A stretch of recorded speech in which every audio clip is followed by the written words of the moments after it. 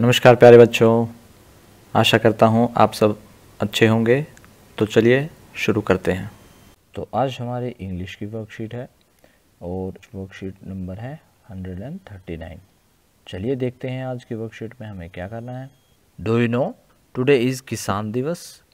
The farmers are considered to be the backbone of Indian economy. In order to appreciate the role of farmers in providing food on our plates and the tireless labor put in by them to provide our nation with food security, and to commemorate the birth anniversary of 5th Prime Minister of India, Shri Chaudhry Charan Singh, 23rd of December is celebrated as Kisan Divas in India every year. यानी कि 23 दिसंबर को जिस दिन श्री चौधरी चरण सिंह का जन्मदिवस है, उस दिन हम फार्मर्स को अप्रिशिएट करते हैं। फार्मर्स को यानी कि किसान, उनको हम अप्रिशिएट करते हैं, यानी कि एक तरीके से थैंकफुल हैं हम उनके लिए। क्यों? क्योंकि उनकी हेल्प से हमारी प्लेट तक खाना पहुंचता है। वो खाना उगाते हैं और मेहनत करते हैं और हम तक खाना पहुंच पाता है। तो 23 दिसंबर को हम कौन सा दिवस मनाते हैं? किसान दिवस। ये आज 23 दिसंबर है, तो आज किसान दिवस है। चलिए इसको आगे पढ़ते हैं। Let us read a story today to understand how our farmers work hard in their fields. आज हम एक कहानी पढ़ते हैं जिससे हमें यह समझ आएगा कि हमारे फार्मर्स कितनी मेहनत करते हैं खेतों में। इन देयर फील्ड्स यानी कि खेत। This is the story about a boy named Abdul who was helping his Abbu in their vegetable fields. यानी कि सब्जियों के जो खेत थे उनके, अब्दुल अपने अब्बू की हेल्प कर रहा था। He was clearing the dried leaves and grass from the vegetable beds.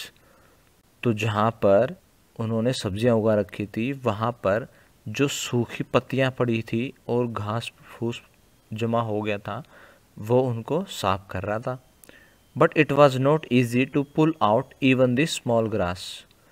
और छोटी सी जो घास थी उसको भी पुल करना आसान नहीं था, यानी कि धरती से उखाड़ लेना आसान नहीं था। Abbu told him that the roots of the grass were strong and they had to be dug out of the soil. अब्बू ने क्या बताया अब्दुल को कि उनकी जो रूट्स हैं, उनकी जो जड़ें हैं, घास की जो जड़ें हैं, वो बहुत ज़्यादा स्ट्रॉन्ग हैं और अच्छे से धसी हैं। कहाँ पर? ज़मीन के अंदर। तो इसलिए उसको उखाड़ कर बाहर निकालना पड़ता है। अब यहाँ हम देख रहे हैं रूट्स बहुत अंदर तक हैं। ऐसे ही कुछ ग्रास की रूट्स थी। Abdul found that the roots of the grass plant were longer and much more spread out than the part of plant above the ground. तो ग्राउंड के ऊपर जितना पोर्शन है उससे कहीं ज़्यादा बड़ा रूट वाला पोर्शन है, जो कि बहुत नीचे की तरफ बहुत ज़्यादा फैला हुआ है। Abdul realised that the radish which he had pulled out of the soil was actually a root. अब्दुल को समझ आया कि जो रेडिश है, रेडिश यानी कि जो मूली है, which he had pulled out of the soil, जो कि उसने मिट्टी से उखाड़ ली थी, उसको पता लगा ये तो रूट है, क्योंकि वो मिट्टी के अंदर था और निकल के आया तो उसको समझ में आया ये तो रूट है, ये तो जड़ है प्लांट की। आगे पढ़ते हैं।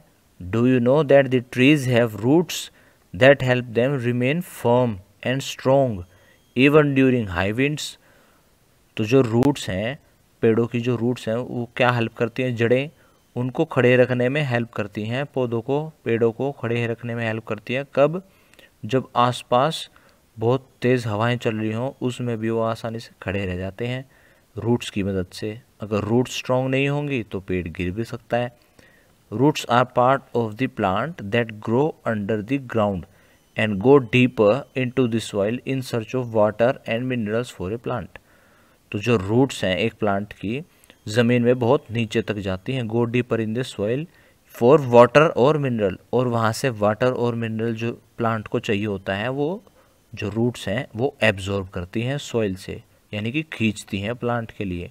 अब प्लांट ताकि प्लांट उसको यूज़ कर पाए, पानी को और मिनरल को।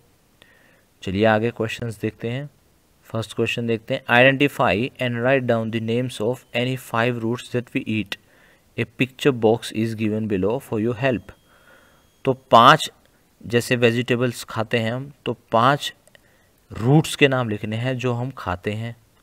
इस पिक्चर्स में से देख के हम आइडिया ले सकते हैं। तो चलिए 5 रूट्स के हम नाम लिखते हैं। तो ये हो जाएगा हमारा कैरेट, कैरेट यानी कि गाजर, रेडिश यानी मूली, टर्निप यानी शलजम, अनियन प्याज, पोटैटो आलू। ये सब रूट्स हैं जो हम खाते हैं। सेकंड क्वेश्चन देखते हैं, now let us answer the questions given. How was Abdul helping his farmer. तो जो हमने पढ़ा है उसके हिसाब से हमें बताना है how was Abdul helping his father. तो अब्दुल ने कैसे हेल्प करी थी फादर की, वो घास फूस को और सूखी पत्तियों को वहाँ से हटा रहा था, हमने पढ़ा था। हम इसमें लिखेंगे he was clearing the dried leaves and grass from the vegetables beds. इतना हमारा आंसर हो जाएगा। ही वॉज की जगह हम अब्दुल भी लिख सकते हैं। बी पार्ट देखते हैं क्वेश्चन का, right the opposite of easy और स्मॉल। तो इजी का अपोजिट क्या हो जाएगा, डिफ़िकल्ट, जो कि मुश्किल होता है। इजी मतलब आसान और डिफ़िकल्ट यानी कि मुश्किल। Difficult DIFFICULT